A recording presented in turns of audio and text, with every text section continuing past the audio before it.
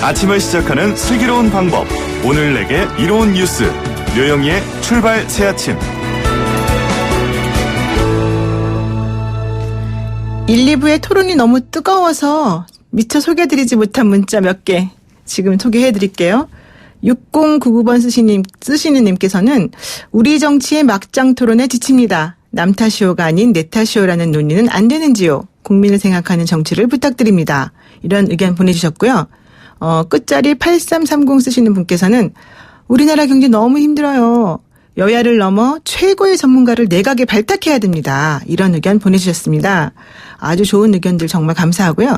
방송 들으시면서 의견 있으신 분들은 단문자 50원, 장문자 100원의 유료 문자 샵 0945, 우물정 0945로 문자 보내주세요. 그리고 혹시 나 돈 내기 싫어 이러는 분들은 어플리케이션 예스 앱으로 사연 보내주시면 되겠습니다. 네, 지금 이번 주 퀴즈 정답, 이게 지금 보니까 노영희의 출발 새아침에 위클리 시사 퀴즈 이게 있더라고요. 제가 당첨자 발표드리는데요. 이게 바로 그 깨알 시사 상식을 책임지는 그런 코너라고 합니다. 이번 주 퀴즈 정답은 1번 오전 7시 15분입니다. 근데 사실 이거를 깨알 시사 상식이라고 하긴 좀 민망하네요. 예. 아마도 노영희의 출발 새아침 시작 시간이 언제냐 이걸 물어본 것 같은데요.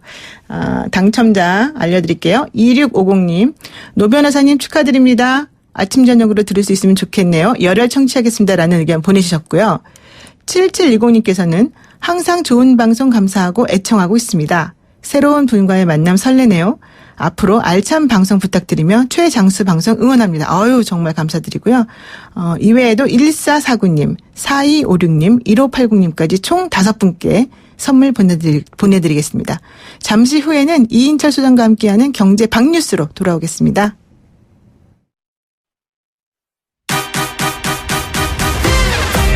알면 대박, 모르면 쪽박. 경제 박뉴스. 네, 복잡하고 어려운 경제 이야기를 쉽고 재밌게 풀어드리는 시간입니다. 알면 대박, 모르면 쪽박. 경제 박뉴스 참 좋은 경제연구소 이인철 소장 만나봅니다. 안녕하세요. 네, 안녕하세요. 네. 오늘 2분기 성장률이 발표가 됐는데요. 지난 2분기 국내 총생산 GDP가 7분기 만에 최고치를 기록했다고 합니다. 이게 그렇습니다. 어떤 일인가요? 기저효과인가요? 이 2분기 경제 성적표가 나왔는데요. 네. 한국은행에 따르면 2분기 실질 국내 총생산은 전기 대비 1.1% 반등했습니다. 네. 이게 2017년 3분기 이후 7분기 만에 최고치인데요. 말씀하신 것처럼 지난 1분기에 마이너스 0.4% 이 역성장한 데 따른 기저효과가 크게 작용을 했고요. 부문별로 보니까 석 달 전에 비해서 민간 소비, 정부 소비 증가세 모두 늘어났습니다. 네. 그리고 건설, 설비 투자, 수출도 증가세로 반전했는데요. 그러나 그 내용을 좀 들여다보면 정부의 기여도가 거의 다 했다라는 건데요.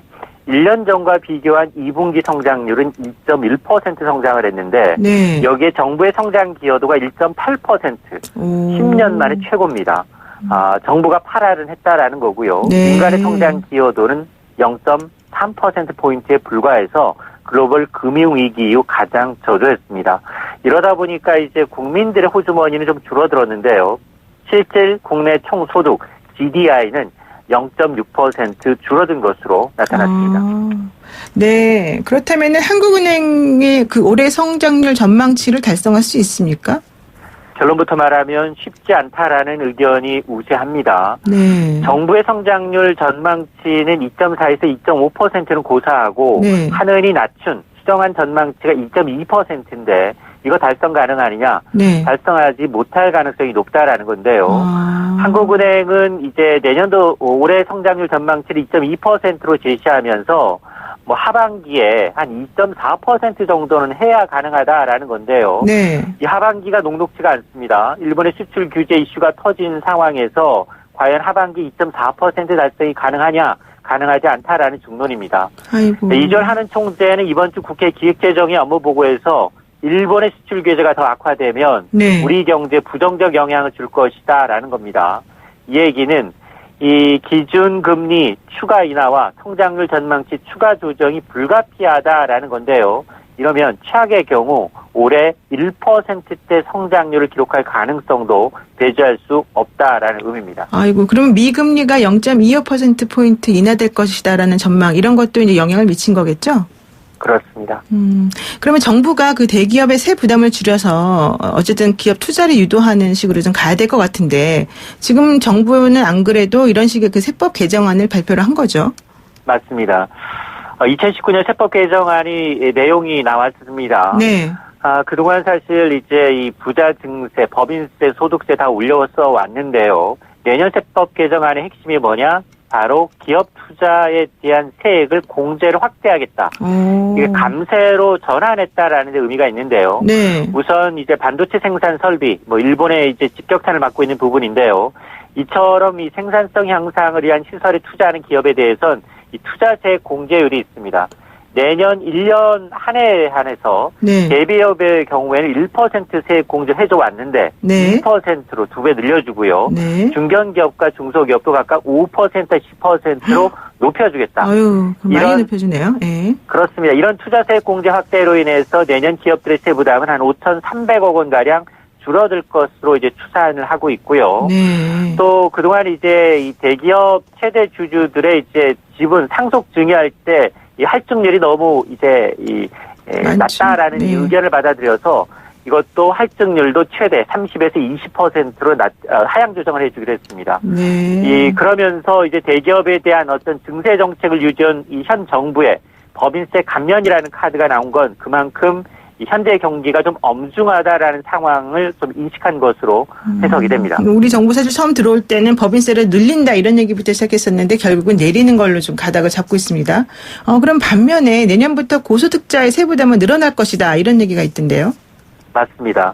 현 정부 들어서 이제 이 고소득자에 대한 이제 세부담 그리고 부동산 관련 세금 이 강화 기조는 여전히 이어갑니다. 네. 특히 연봉 3억 6천만 원 이상 초고소득 직장인 또 퇴직급여가 최대 수십억 원대에 이르는 이 대기업 경영진, 임원에 대한 증소기조를 강화하겠다라는 건데요. 근로소득자의 경우 세금을 매길 때 소득의 일정 비율을 공제해주고 있는데 지금은 공제 상한이 없지만 내년부터는 2천만 원까지만 상한을 만들겠다는 겁니다. 이렇게 되면 연봉이 3억 6천만 원이 넘는 고소득자들, 이 전체 근로자의 약 2만 한 1,000여 명, 비중으로는 0.11%인데 세부담이 늘어날 수 있습니다. 네. 그리고 이제 내년 이후에 법인 임원이 이제 퇴직해서 지급받고 있는 퇴직금 가운데 수십억 원씩 이르는 이 퇴직금에 대해서도 과세하는 한도를 좀 축소하기로 했습니다. 자, 이런 이제 세부 확충 기반으로 해서 앞으로 이제 의 경우는 5년간 세수 1,000억 원 정도 늘어나는 효과가 있을 것으로 기대하고 있는데 여기다 이 부동산 세제 관련해서도 1세대, 1주택의 비과세 범위를 축소하고 또 소형 임대주택 사업자에 대한 감면을 좀 줄이는 것은 대조적입니다. 네, 그러니까 기업들에 대해서 세부담을 줄여주고 모자라는 것은 고소득자로부터 좀 받겠다 이런 건 같습니다. 그 소장님 오늘 말씀 고맙습니다. 지금까지 네. 참 좋은 경제연구소 이인철 소장이었습니다. 감사합니다. 네. 아침을 시작하는 슬기로운 방법. 오늘 내게 이로운 뉴스. 노영희의 출발 새 아침 슬기로운 인터뷰. 네, 어제 새벽 북한이 강원도 원산 일대에서 단거리 미사일 2발을 발사했습니다. 김정은 국방위원장이 직접 지도에 나서기도 했다. 이렇게 오늘 보도가 됐죠. 일본의 경제보복 조치와 러시아 영공 침범 문제로 한반도가 혼란스러운데 이런 미사일 발사를 감행한 의도를 어떻게 해석해야 될지 자세한 얘기 전문가와 함께 나눠봅니다. 신범철 아산정책연구원 안보통일센터장 직접 스튜디오에 나오셨습니다. 센터장님 안녕하세요. 예, 안녕하세요. 네, 어제 새벽이었죠. 그 북한이 강원도 원산 일대에서 단거리 미사일 2발을 발사했는데요. 처음에는 발사체다라는 얘기 나오다가 갑자기 이제 미사일로 좀 규정이 됐습니다. 이번에 발사된 미사일의 정체가 뭡니까? 예, 흔히 말하는 이스칸데르형 단거리 탄도미사일인 거죠. 네. 그러니까 보통 일반적인 미사일이 타원형을 그리고 날아가는데 네. 이 이스칸데르형은 타원형이 아니라 거의 수평형으로 날아갑니다. 네. 그 대신 저고도로 날아가기 때문에 그만큼 미사일 요격이 어려운 거죠. 우리 군 당국도 이것을 추적해 왔고 사실 네. 지난 5월 4일과 9일 날 발사한 것도 유사한 발사체로 평가를 하고 오다가 아마 청와대가 이제는 탄도미사일이라는 걸 밝혀야겠다. 왜냐하면 왜냐하면 미국도 일본도 이미 밝히고 있는 상황에서 우리가 남북 관계를 고려해서 아마 좀 우리 정부는 이것을 갖다가 소극적으로 했는데 이제는 이제 입장을 바꿔야겠다는 생각에서 탄도미사일이라는 것을 분명히 한 것으로 생각합니다. 그러면 이전에 발사됐던 것하고 같은 거라고 좀 보시는 거예요? 우리 그 정부에서는? 유사하다는 이야기가 나오고 있습니다. 근데 지금 말씀하신 것처럼 수평형 저고도라고 하면은 요격이 안 된다, 즉 격추가 안 된다라는 건데 좀 더 위험한 거 아닌가요? 예, 그렇죠. 위험하죠. 왜냐하면은 탄도미사일이 이렇게 타원형 궤도를 그리고 갈 때는 네. 한 발사 거리의 한 4분의 1 정도 이상의 고도를 유지합니다. 그렇죠. 그러니까 예를 들어서 이번에 700km 나갔다고 하면 한 150km 이상의 고도를 유지하는 거죠. 그럼 네. 그만큼 추적이 쉽고 발사할 수 있는, 그러니까 우리가 요격 미사일로 발사할 수 있는 거리와 공간이 확보되는 거죠. 그렇죠. 격추시킬 수가 있죠. 그렇죠. 그런데 네. 이것은 저고도로 날아가기 때문에 그만큼 탐지도 어렵고 요격도 어려운데 또 더군다나 마지막에 회피 기동이라고 해서 약간 궤도를 변경시킬 수 있는 자체 능력도 있어요. 아, 미사일이요? 예, 러시아제 이스칸데르는 있는데 북한이 그 정도까지 확보하고 있는지는 저희가 추가적인 이렇게 정보가 필요한데 그런 미사일이라면 상당히 위협적인 거죠. 정말 좀 걱정스러운데요. 어쨌든 이번 미사일 발사를 김정은 위원장이 직접 지도했다. 이렇게 지금 공공연하게 얘기하고 있고 특히 남한을 상대로 한 거다. 이런 얘기했습니다. 이걸 어떻게 받아들여야 됩니까? 예, 오늘 조선중앙통신에서 발표를 했습니다. 김정은 위원장이 직접 지도했다고 했고 네. 남한의 호전 세력을 갖다가 겨냥했다 이렇게 이야기를 했는데요. 기본적으로 북한에서 일관되게 최근에 이렇게 우리가 다음 달에 개최 예정인 한미 연합군사훈련 그것에 관해서 문제 제기를 하고 있고 자신들의 불만을 표출하고 있는 과정입니다. 그래서 사실 엊그저께는 북한이 가지고 개발 중인 잠수함도 이렇게 공개를 하고 네. 쌀 지원도 거부하고 이런 일련의 행동을 보이고 있는데요.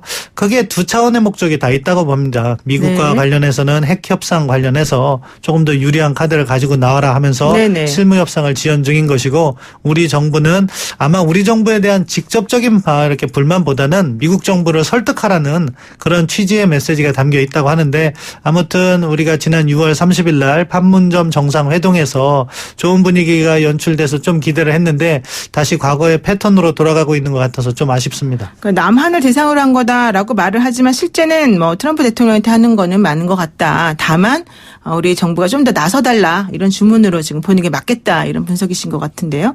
지난 6월 30일 판문점 회동 당시에 김정은 위원장이 트럼프 대통령한테 한미협동훈련을 중단해달라 이렇게 요청했습니다. 근데 물론 받아들여질 거라고 생각해서 이런 걸 하진 않았겠죠. 그렇지만 그럼에도 불구하고 내가 중단하라고 했는데 안 중단하는 것에 대해서 조금 항의하겠다 이런 식으로 받아들인 게 맞습니까? 예, 근데 북한과 미국의 입장이 좀 달라요. 북한은 트럼프 대통령이 그런 네. 약속을 했다고 이야기하고 있고 미국은 그렇게 한 적 없다고 이야기하고 있으니까 네. 아마 이제 두 정상 간의 이야기 중에서 약간 은유적으로 이렇게 간 것 같아요. 미국의 네. 위협이 중단돼야 되지 않겠느냐. 그러니까 트럼프 대통령 입장에서는 중단하겠다. 네. 그것을 갖다가 김정은 위원장이 그럼 연합군사훈련까지 포함된다고 인식했을 가능성이 높다고 생각합니다. 네. 왜냐하면 트럼프 대통령도 구체적으로 무슨 훈련을 중단하겠다고까지는 그렇죠. 이야기는 안 했을 거니까요. 네. 그런 과정에서 양측의 오해가 생겼는데 이 문제를 사실은 풀면은 풀 수 있는 문제라고 생각해요. 왜냐하면은 작년과 네. 같은 경우에도요. 네. 싱가포르 정상회담이 6월 12일 날 열렸잖아요. 네. 그런데 8월 달에 있던 작년에는 오히려 더 강한 훈련이었습니다. UFG 훈련을 했는데 그걸 북한이 크게 문제 삼지 않고 9월 달에 남북 정상회담까지 이어갔어요. 네. 근데 이번과 같은 경우에는 오히려 더 문제를 심각하게 하고 있는 것은 사실은 이 실무 협상이 차지하는 의미가 되게 크거든요. 네. 북한으로서는 단계적 비핵화를 계속해서 추진하려고 하는데 미국은 중간 단계를 갖다가 선정하지만 제재 완화만큼은 허용하지 않으려고 하니까 네. 북한이 만족스럽지 못한 것이고 그래서 보다 전략적인 문제인 핵 협상과 관련해서 연합군사훈련을 트집을 잡는 게 아닌가 생각합니다. 이제 좀 다른 문제이긴 한데 사실 지금 북한이 식량 사정 매우 안 좋고 힘든데 우리가 쌀 준다 그래도 지금 안 받는다 이런 얘기까지 한 거는 자존심입니까? 자존심과 상황 변화를 봐야 될 것 같아요. 상황 변화요? 예, 상황 변화는 결국 6월 중순에 시진핑 주석이 방북을 했잖아요. 네네. 거기서 어떠한 지원이 이루어졌는지는 발표가 되지 않았는데 과거 사례를 추적해 보니까 2001년에 네. 장쩌민 주석이 북한에 갔을 때 식량 30만 톤을 지원했습니다. 그리고 2005년에 후진타오 주석이 방문했을 때는 밝혀지지 않았는데 그 다음에 김정일 국방위원장이었죠. 당시 북경에 갈 때 식량 50만 톤을 지원했고 됐고요. 우리는 5만 톤 예, 그러니까 뭐 예. 중국에서 밝히진 않지만 인도적 예. 지원 차원에서 상당량의 식량이 갔을 수 있고 그렇기 때문에 북한이 약간은 여유가 있었을 수가 있다. 그렇기 때문에 한국의 식량 5만 톤을 받기보다는 자존심을 세우고 한국과 미국을 압박하는 것이 더 전략적으로 유리하겠다. 그런 판단이 선 것이 아닐까 생각합니다. 말씀 듣고 보니까 우리 5만 톤 준다는 게 많이 주는 게 아니네요. 저 많이 주는 줄 알았는데. 그리고요. 지금 한국이 러시아와 중국의 영공 침범 문제로 갈등을 겪고 있는 시점인데 이 시점 관련해 가지고 지금 북한이 취하고 있는 이런 태도 이게 과연 도움이 되는 태도입니까? 어떻습니까? 뭐 북한에게는 도움이 된다고 생각했기 때문에 한 것일 테고 우리한테는 당연히 도움이 안 되죠. 두 가지 가능성이 다 있는 것 같아요. 사실은 뭐 지금 군 정부 당국에서 흘러나오는 이야기를 보면 그러한 발사 움직임이 2주 전부터 포착됐다는 이야기가 있어요. 네. 그렇기 때문에 우리가 예의주시하고 있었다고 하는데 발사 시점을 과연 중국과 러시아의 영공 침범에 맞춘 것이냐, 네. 존 볼튼 국가안보보좌관의 방안에 맞춘 것이냐는 좀 나눠볼 수 있고 만약에 중국과 러시아와 협력을 하면서 그쪽의 정보를 받아서 그 이후에 이렇게 미사일을 발사한 거라면 우리에겐 더 위협적이라고 생각합니다. 그렇죠. 결국에 큰 판에서 북중러 협력이 이루어진다면은 북한 비핵화도 더 어려워지고 오히려 북중러 대 한미일이라는 과거 냉전 구도로 돌아갈 수도 있기 때문에 그런 부분과 관련해서는 아직 파악이 덜 됐지만 우리가 다양한 채널을 통해서 정보를 확보해야 된다고 생각하고요. 과거 냉전으로 돌아가지 않기 위한 다양한 노력을 우리가 함께 전개해야 되겠죠. 그 말씀대로라면은 북한이 내 뒤에는 중국과 러시아가 있어. 이거 지금 우리에게 알리는 거다. 이렇게 보는 게 또 맞겠네요. 예, 그렇죠. 그렇게 되면은 사실은 어느 정도 김정은 정권이 생존을 확보할 수가 있기 때문에 네. 비핵화 문제에 있어서 훨씬 더 소극적으로 나올 수 있다. 그 점을 우리가 유의해야 된다고 생각합니다. 네. 그런데 생각보다 이 미국의 그 반응이 조금 이렇게 세지 않은 것 같아요. 미국에서는 북한 미사일 발사 관련해서 더 이상 도발하지 말아라라고는 했는데 결국 그래도 실무 협상이 진전되길 희망한다. 이렇게 로우키 대응을 지금 하고 있습니다. 어떻게 보십니까? 예, 뭐 그것이 트럼프 행정부의 현재 기조입니다. 트럼프 대통령은 뭐 단거리 미사일과 관련해서는 지난번에 5월달에 발사했을 때도 영어로 스몰띵, 그거 네. 작은 거야. 네네. 그렇게 하면서 평가절하하는 모습을 보이고 지금도 뭐 계속해서 실무 협상을 기대하는 그런 대화를 지속하겠다는 메시지를 내고 있는데요. 네. 내부적으로는 미국도 많은 고민을 할 겁니다. 이러한 북한의 압박이 사실은 지금은 단거리 미사일이지만 4월 12일 날 최고인민회의 시정연설에서 김정은 위원장이 이야기한 것은 연말까지 기다리겠다는 거예요. 그것을 다른 각도로 해석하면 연말이 되면 만약에 미국이 만족할 만한 답을 주지 않는다면 네. 단거리가 아니라 대륙간 탄도미사일이나 지난번 잠수함에서 공개한 SLBM 잠수함 발사 탄도미사일을 갖다가 발사할 수 있다. 네. 그렇게 되면은 대화의 판이 깨지는 것이고 트럼프 행정부의 대북 정책 성과란 것이 모두 물거품이 된다. 그런데 1월이 지나면 2월부터 2월 3일인가요? 아이오와 코커스로 네. 미국 대선이 본격 시작합니다. 그럴 때 부담을 주겠다는 거기 때문에 이러한 북한의 행보가 미국에 어떤 영향을 미칠지 그래서 트럼프 행정부가 어떠한 선택을 할지 만약에 북한한테 양보할 수도 있고 아니면 네. 다시 과거의 맥시멈 프레셔로 돌아갈 수도 있는데 최대 압박으로 네. 이런 경우 한반도 정세가 급변할 수 있기 때문에 그러한 몇 개월 후까지도 우리가 내다보면서 지금 정책을 전개해야 된다고 생각합니다. 그러니까 북한이 추가로 미사일 발사를 할 수도 있다. 지금 이렇게 보시는 것 같아요. 근데 그렇게 되면 미국에서 물론 내년 뭐 총선을 겨냥해서 뭔가 하겠지만 총선이 되기 전이라도 뭔가 어떤 조치를 취하지 않을까요?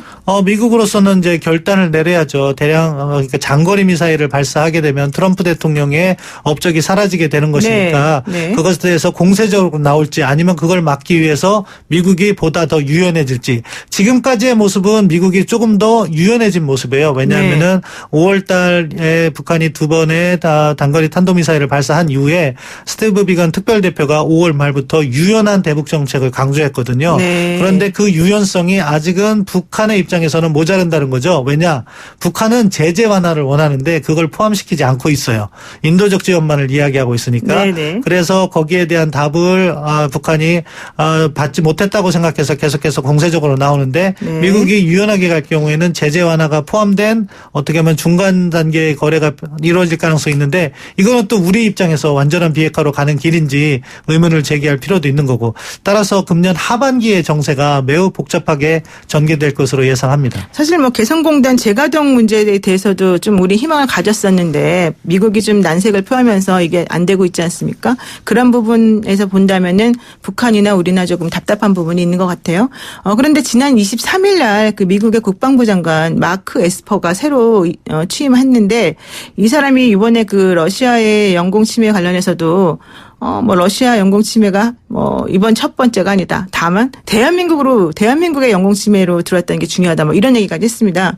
어떤 사람이고 이분이 취임하면서 대북 관계에 어떤 영향을 미칠까요? 뭐 상당히 원칙주의자로 이렇게 알려져 있고요. 네. 그러니까 뭐 보수 강경이라고 보면 보수 강경이라고도 볼 수 있는데 네. 그리고 또 과거에 원래 트럼프 행정부와 매우 밀접한 인연을 있었는데 과거 방산업체에 이렇게 근무한 경력 때문에 사실 초반에 국방장관을 못 시킨 인물이라고 하더라고요. 그러다가 네. 이제 인사가 몇 번 교체되는 과정에서 새롭게 이제 장관이 된 거죠.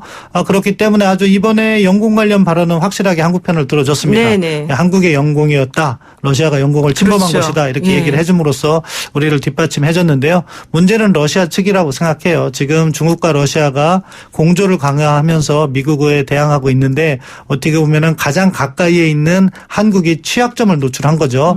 그러한 행동이 반복되지 않기 위해서 한미공조를 강화하고 그러한 노력을 앞으로 전개하면서 우리가 또 동시에 신북방 정책이라는 걸 전개하고 있으니까 그 맥락에서 실질적 성과 사업을 내야 되거든요. 말뿐이 아니라 그럼으로써 러시아를 또 다른 한편으로는 설득해 나가는 그런 과정이 필요하다고 생각합니다. 중국하고 러시아가 이번에 그렇게 도발하는 것이 한국하고 일본이 사이가 안 좋기 때문에 그런 것도 있습니까? 아무래도 한미일 협력이 약화되는 틈은 탔다고 봐야겠죠. 이 군사 전략을 하는 사람들은 어떻게든 상대의 약점을 파고드는 그런 것을 주 업무로 하고 있기 때문에 네. 정세의 변화를 아마 민감하게 읽었을 거라고 생각합니다. 네, 이런 가운데 북한에서는 중국과의 관광 교류를 확대하고 있다 이런 얘기인데 완전히 좀 성격이 다른 두 가지를 같이 하고 있습니다. 왜 이러는 거죠? 중 간의 그 협력은 시진핑 주석이 방북을 했기 때문에 거기에 네네. 따르는 경제적 패키지가 있을 거라고 생각하고 제재라는 틀이 있기 때문에 사실은 중국도 어느 정도 공개적으로 지원할 수 있는 건 관광이라든가 인도적 지원 그런 것들에 제한되거든요. 네. 하지만 그런 측면에서 협력이 확대되는 경우에는 우리가 당초 대북 제재로서 효과를 네. 거두고자 한 바를 이루지 못하기 때문에 북한을 변화로 견인하는 데는 조금 더 어려움이 있다. 이 점은 저희가 알아야 된다고 생각합니다. 그러니까 지금 러시아하고 접촉도 늘리고 있다고 그러고 미국 CNN 방송 따르면은 북한 고려항공이 오는 8월부터 평양하고 마카오 노선 주 2회 운항을 재개한다고 하는데 이렇게 되면 이게 제재를 지금 위반하는 거 아니에요? 상관없나요? 뭐 제재를 공식적으로 위반하는 건 아닌데 네. 그렇지만 뭐 이런 전반적인 흐름 자체가 제재의 목적과 충돌하는 부분이 그렇죠. 있어서 아쉬운 네. 거죠. 네, 그렇군요. 여기서 또 하나. 그럼 코리아 패싱까지 되는 거 아닙니까? 코리아 패싱은 사실은 우리가 스스로 만든 말이고 너무 걱정하지 않아도 된다고 생각합니다. 우리 네네. 스스로 우리는 세계 10위권의 강국이거든요. 그렇기 때문에 뭐 우리를 갖다가 만약에 이렇게 바이패스 패싱해서 무언가를 하려고 하더라도 어느 순간에는 우리 없이는 진전이 되지 않습니다. 그렇기 때문에 우리가 보다 자신감을 갖고 능동적인 정책을 전개했으면 합니다. 센터장님 말씀 들으니까 갑자기 막 자신감이 막 생겨납니다.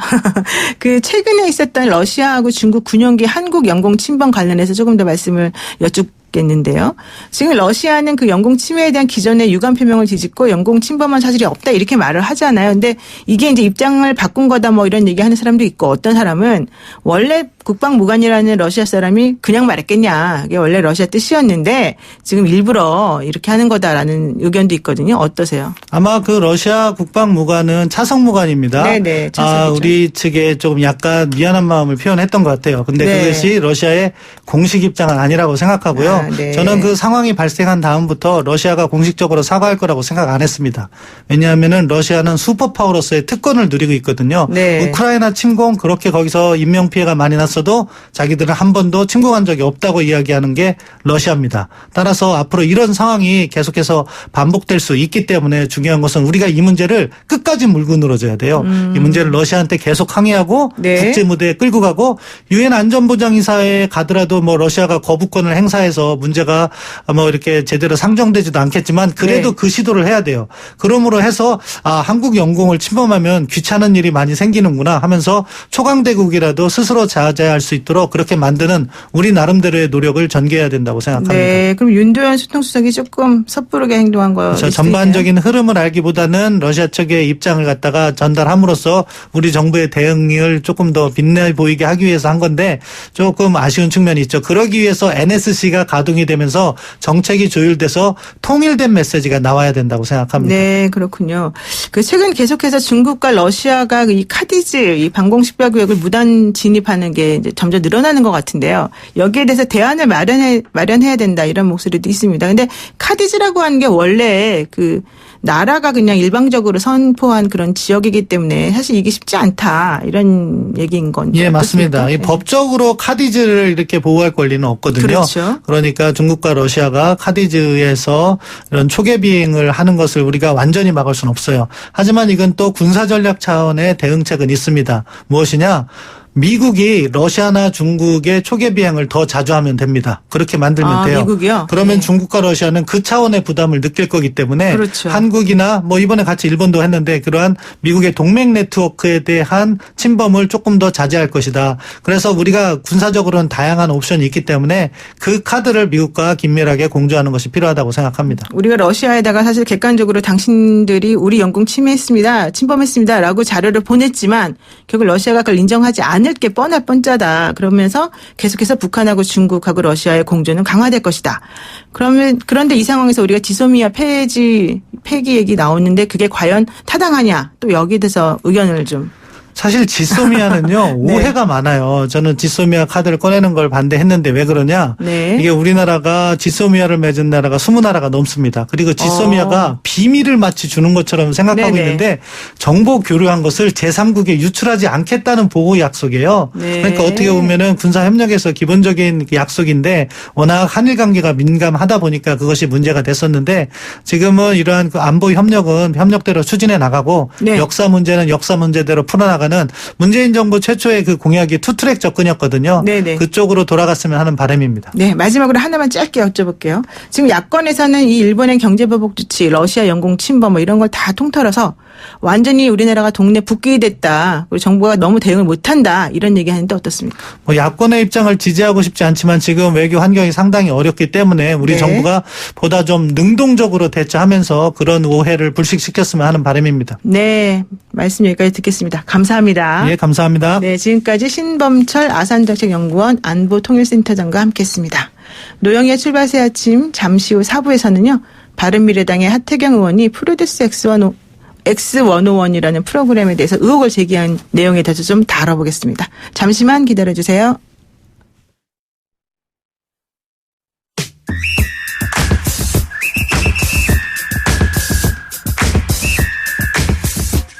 영희와 함께하는 슬기로운 출근길 노영희의 출발새 아침은 청취자 여러분들과 함께 만들어갑니다.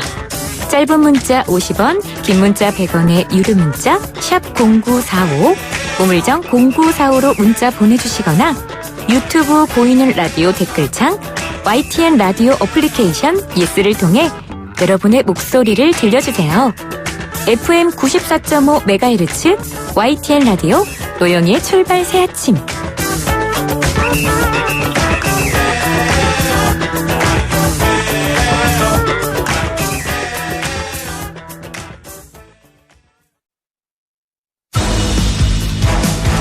친절한 시사, 시원한 통찰, 노영희의 출발 새 아침, 슬기로운 인터뷰.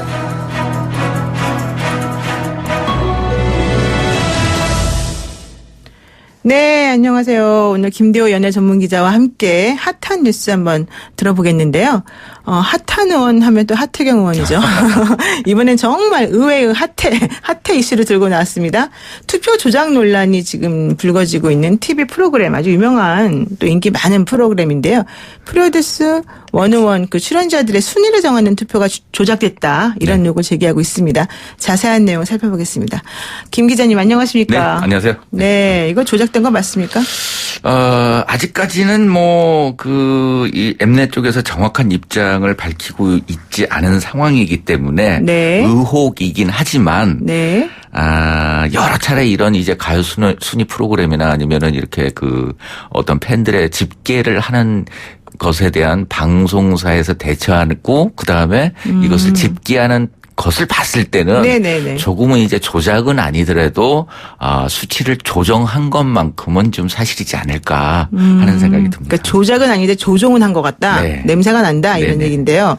도대체 이 프로듀스 X101이라고 하는 프로그램이 무슨 프로그램인데 국회의원까지 나서가지고 이게 잘못됐다 이렇게 얘기하는지 좀 설명이 필요합니다. 그러니까 이 소속사에서 연습생으로 있던 친구들을 네. 이 방송사에서 이제 그 오디션 형태로 해서 하나의 그룹을 만들어가는 네. 그래서 이제 그 투표를 통해서 이렇게 이 선발에 가는 과정을 이제 그리고 있는 오디션 프로그램의 전형적인 형태라고 할 수 있겠죠. 네. 근데 이제 과거 이 어떤 뭐 미션에 대한 오디션 프로그램 같은 경우엔 그냥 소속사가 없거나 해서 이렇게 등장을 하게 되는데 이 프로그램 같은 경우에는 소속이 되어 있는 연습생들이기 때문에 기본적으로는 이제 어느 정도의 팬덤을 가지고 있다고 이야기를 할 수 있겠죠. 네. 그래서 이제 예전 이제 뮤지션을 뽑는 프로그램 같은 경우에는 그 생명부지에 이제 이 지망자들이 나와서 조금씩 팬덤이 쌓여가는 과정이 있지만 이번 이제 프로듀스 X 101 같은 경우에는 이미 조금씩은 어느 정도 이제 팬덤이 자리 잡고 있기 때문에 이런 미묘한 차이에 대해서도 굉장히 민감하게 반응하네요. 하는 생각이 듭니다. 그래서 지금 하태경 의원이 왜 그러면 이게 조작이라고 말하는 거죠? 근거가 있습니까? 네, 그 근거는 현재 있긴 있습니다. 네. 있긴 있고, 정확하게 뭐 조금 말씀드리면 숫자가 하도 많이 등장해가지고 설명하기가 어려운데 한마디로 이제 그 연예 개판 불화수소다. 그러니까 요즘 이제 불화수소에 대해서 99.99999 이렇게 퍼센트가 나오고 있잖아요. 한데 이제 바로 이제 소수점 반올림에 관한 문제가 집중적으로 이루어지고 있는 것입니다. 그래서 이 하태경 의원 같은 경우에는 거의 이제 이 문제에 대해서 지적을 하고 있는 일반 팬들하고 같은 입장을 현재 전하고 있습니다. 그래서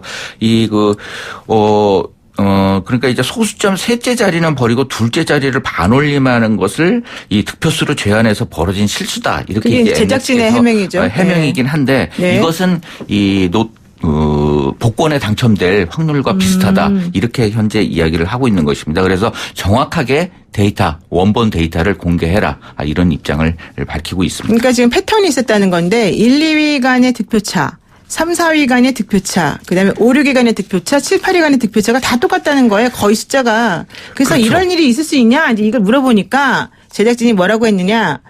온라인으로 사전에 먼저 우리가 받고 생방송 도중에 문자투표를 받는데 이걸 더하는 과정에서 아까 말한 그 소수점 둘째 자리 그 부분이 문제가 됐다. 그렇지만 조작은 없었다. 지금 이런 얘기죠.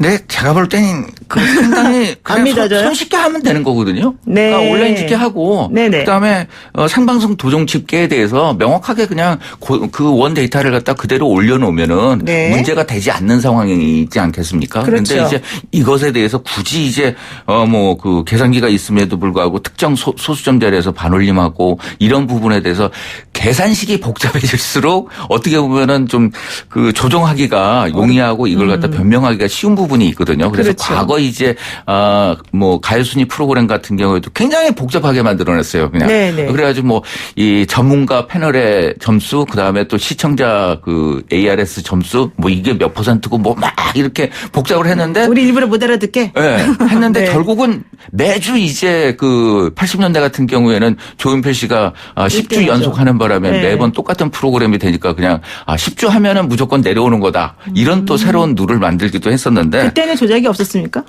있었죠. 그때도 있었어요? 여기에서 그때 당시에는 이제 ARS나 이런 부분이 없었기 때문에 그냥 이제 좀 전문가 패널이라든가 아니면은 또 오히려 더 자기네 마음대로 할 수 있었겠네요. 그리고 이제 좀 이제 활동을 중단하고서 이제 준비해야 되겠다 그러면은 순위를 내려준다거나 이런 것들이 있었죠. 근데 지금 어쨌든 간에 팬들 분위기가 심상치가 않아요. 성명문도 발표하고 고소고발도 하겠다 이런 얘기 나오고 조직적으로 움직인다는데 어떻습니까? 근데 이제 진행하시는 노영희 변호사님이시니까 이것에 대해서 판단하실 것 같은데. 네. 저는 이제 그 연예 전문 기자이지만은 현재는 이제 이 프로듀서 X 진상 규명 위원회를 결성을 해가지고 네. 이 수임료를 위한 펀딩을 받는다 시작을 했습니다. 황당하게. 그래서 이 혐의 내용에 대해서 사기 위력에 의한 업무 방해죄 그리고 또 이것에 대해서 고소 고발을 할 예정이고 또 제작진에 대해서는 방송법 업무상 배임 여러 가지 혐의를 한번 고려를 해보겠다고 하는 상황이거든요.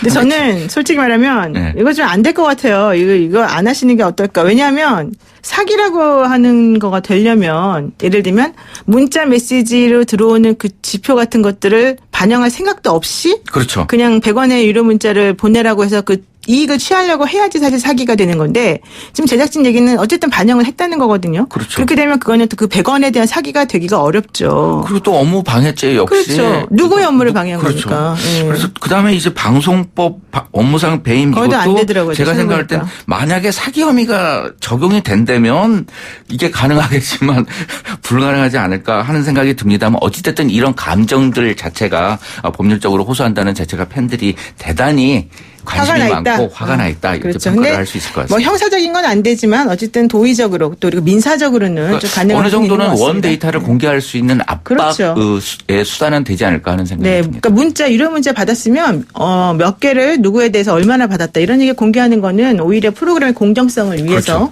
좀 좋을 것 같은데요. 지금 보면은 아까 팬덤 얘기도 하셨는데 홍대나 합정 이런 데 가보면 버스 정류장, 지하철 이런 데 광고판이 많아요. 여기에 국민 프로듀서님 한 표 부탁드려요. 이런 얘기도 있고요. 그렇죠. 사실 이제 그런 뭐랄까요? 간판한 광고판을 갖다 설치하기 위해서는 어떤 한 사람이 이걸 갖다 만들 자금을 댈 수 있는 상황이 아니거든요. 그렇죠. 이것을 만들기 위한 이제 어떤 모임들이 결성이 되어지는 거고 이것들에 대해서 이제 계속적으로 꾸준히 할 수 있는 추동력을 가져야만 되는 건데 이것은 하나의 이제 그 조직적인 움직임이 있다고 그 판단이 되어지는 것이죠. 그래서 뭐 단순하게 이 프로듀서 X 원어원과 같은 경우뿐만 아니라 뭐 연예인들의 생일이나 뭐 이런 걸 할 때 광고판 그다음에 또 버스를 이용한 광고판들이 굉장히 많이 등장을 하고 있는데 굉장히 뭐랄까요? 조직적이라는 게 반드시 나쁜 의미만은 아닌데 이제 팬들의 성원과 같은 경우에는 굉장히 그 메커니즘을 가지고서 전체적으로 움직이는 큰 흐름이 그 과거와는 많이 다르지 않나 하는 생각이 듭니다. 팬덤 자체도 조작이다 이런 얘기인 것 같은데요. 그 예전에 가요 순위 프로그램 투표 관련해서도 좀 시끄러운 얘기들이 많이 있었지 않습니까? 굉장히 많이 있었죠. 그래서 이제 뭐 소속사 간의 갈등이 벌어지기도 하고 이제 소속사에서 우리한테 1등을 주기로 했었는데 2등으로 내려놨다. 분명히 저쪽에서 그 이 PD에게 그 뇌물을 준 거다. 술을 먹인 거다. 뭐 이렇게 폭로를 하기도 해서 이제 갈등 상황이 벌어지기도 했습니다만 그 대부분 이제 그렇게 과거 같은 경우에는 일부 이제 그렇게 올려주고 뭐 이렇게 하더라도 다음에 이제 또 1등할 가능성이 있기 때문에 그냥 이 사건에 대해서 무마하고 그다음에 받아들이고 나중에 또 1등하고 뭐 이런 그 함께 움직이는 그런 그 모습들 안 좋은 모습이죠. 그런데 이제 그런 게 있었는데 지금과 같은 경우 워낙 뭐 저도 이제 사실 경력 30년 차 연예 기자라서 네티즌 수사대에 대해서 그다지 이제 신뢰를 하지 않는 편인데 최근 들어서는 굉장히 이 조직화되어 있고 전문성을 발휘해가지고 이 서로 이제 역할 분담을 해가면서 하는 부분들이 커가지고 이런 전문적인 데이터 분석이나 이런 부분 같은 경우에는 굉장히 고급 인력이신 분들이 많이 참여하시는 것 같더라고요. 네, 맞아요. 근데 사실 아까 좀 전에 말씀하신 뭐 PD한테 술이라고 한 건 그렇지만 뇌물을 먹인다. 그래서 내가 원하는 사람을 띄워주게 만든다. 이게 사실은 업무상 배임죄로 예전에는 고소고발이 돼가지고 문제가 됐었는데 처벌도 된 적이 있습니다. 처벌된 적도 있지만 또 한편으로는 무죄가 나온 경우도 있어요. 그래서 이건 확인을 좀 해봐야 되고요. 자, 이제 마지막 질문 드리겠습니다. 이번 사태 진상은 진상대로 제대로 밝혀야 되는 거 아니냐. 그리고 이런 일로 인해서 상처받은 팬들 그 팬들의 팬심을 조금 달래줘야 된다. 그렇다면 방송계가 조금 반성해야 된다. 어떻게 생각하십니까? 맞습니다. 좀 형식적인 변화를 가져가야 되는 거고요. 오디션 프로그램에 너무 집중하고 있고, 우스개입니다만, 이제 나올 이 오디션 프로그램은 오디션 프로그램의 심사위원을 뽑는 오디션을 하는 게 마지막 남았다라고 할 수 있는데요. 오디션 프로그램이 계속 발전하면서 이제 팬덤에 의존하는 현상 때문에, 이런 또 논란이 생기지 않았나 하는 생각이 듭니다. 김대호 기자님은 팬덤 없으세요? 제가 보니까 팬덤이 있을 것 같은데. 주로 이제 악플러들? 예, 오늘 말씀 여기까지 듣겠고요. 인터뷰 감사합니다. 네, 감사합니다. 네, 지금까지 김대호 연예전문기자와 함께했습니다.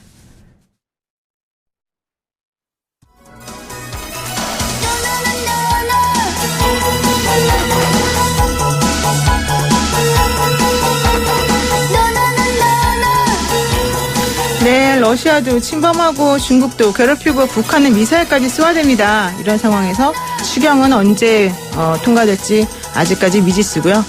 정말로 원포인트 안보 국회에 좀 열어가지고 뭔가 해결을 좀 했으면 좋겠는데요.